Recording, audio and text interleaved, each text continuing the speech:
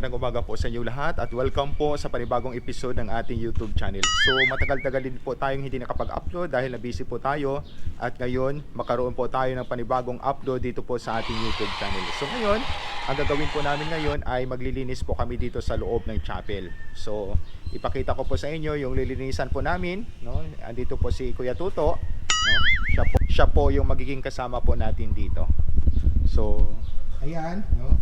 Nilinisan niya na yung electric fan, no? Yan po.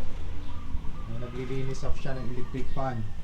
At ito po ang kanyang ay aayusin po namin, tatanggalin po namin ang bilin. Ito po yung bilin. So, tanggalin po namin yan at tanggalin po namin yung mga decoration dito. So, ayan, no? Ito po yung chapel namin at aayusin po namin, tatanggalin po namin yung mga decoration po dito. So, ayan po, no? Mamaya-maya, umpisa na po namin at gagawin na po namin ang aming gawin dito po sa loob ng chapel. So, ayan po, umpisahan po namin muna dito sa labas habang si Kuya Tuto ay naglilinis ng mga electric fan at dito naman po tayo sa labas mag-umpisa po ng ating pagtanggal ng mga decoration po dito ng Christmas decors po dito po sa labas.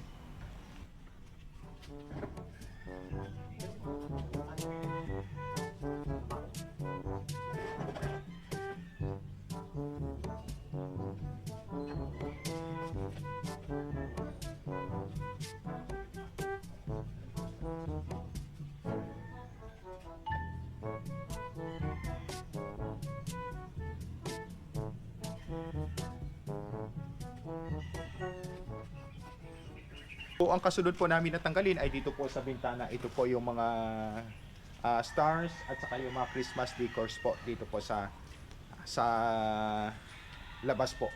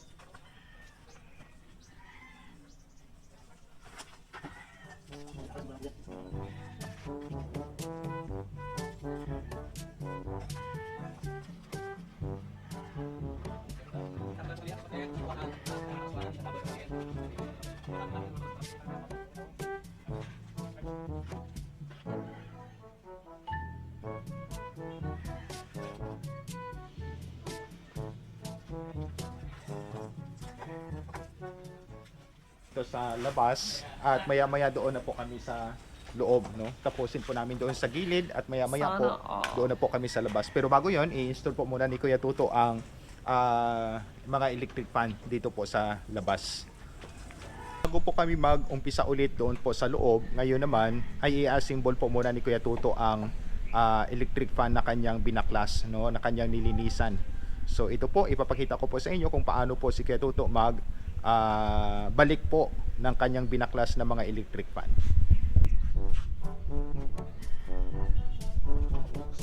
Yan, nakikita mo yung kanyang pinakalitan na ng tornilyo at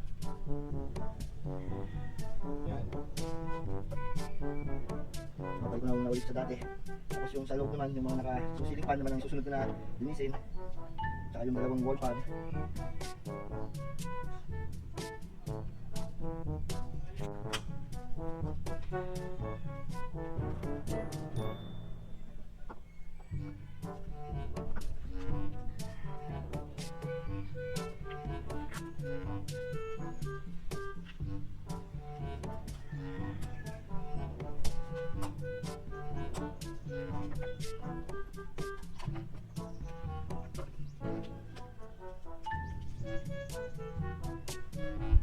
So ayun, tapos na po ang kanyang pagbalik po ng electric fan, no?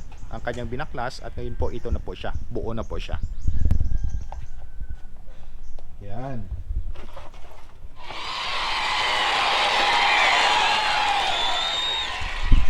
Ganun na kasimple ang pagbaklas at ganun lang din kasimple ang pagbalik po ng electric fan. So ngayon, dito naman po kami mag-umpisa dito po sa loob ng chapel. Babaklasin po namin, tatanggalin po namin ang lahat po ng mga decoration dito sa loob ng chapel. So, yan po, kita nyo, marami pa pong mga decoration, Christmas decors dito po sa loob ng chapel. Kaya, unti-untiin po namin itong tanggalin para malinis na po ang chapel dahil tapos na ang Christmas season.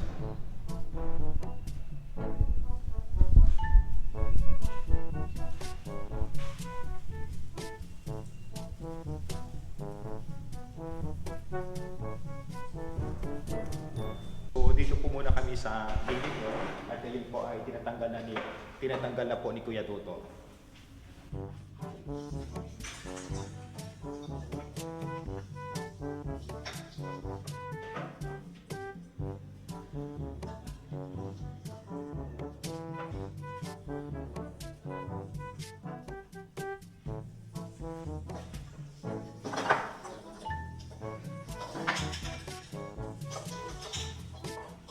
Okay, so dito po sa kabila, tapos na po at lilipat naman po kami doon sa kabila.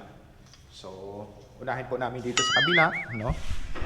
At so dito po kami ngayon mag-umpisa, dito po naman po sa kabila at tatanggalin po namin ang lahat ng decoration dito.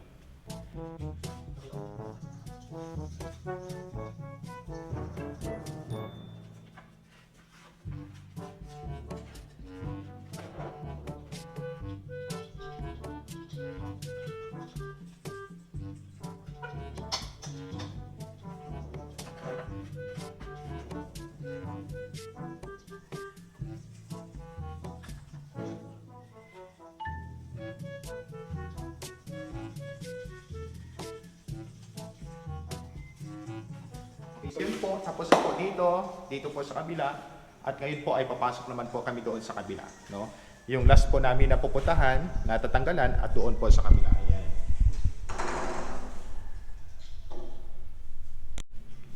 So ngayon po, dito naman po kami sa altar, at ito po yung last. Pagkatapos po nito, tanggalin po namin yung Christmas tree at yung Belen. So ito po muna, no? Tatanggalin po muna namin yung sa taas doon. At maya-maya po yung Christmas tree at saka yung Belen.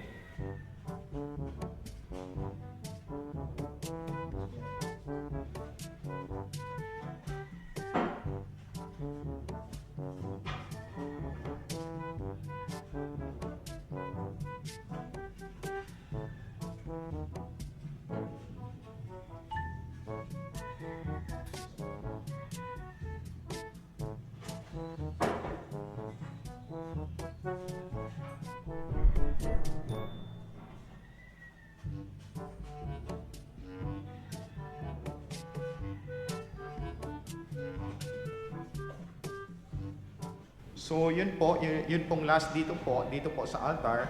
At ngayon naman, pagkatapos po nito, ito naman po yung Christmas tree at saka yung Belen po mamaya. Okay? So ayan po, no? Tapos na po kami dito sa loob ng chapel at maya-maya po tatanggalin na po yung Belen at saka yung Christmas tree. So yun po yung last, no? Na pagtanggal po ng mga decoration dito po sa loob ng chapel.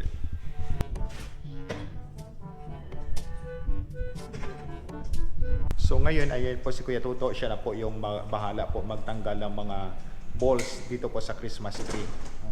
At kayang-kaya niya naman po at pagtanggal dito at ilagay niya po mamaya sa box.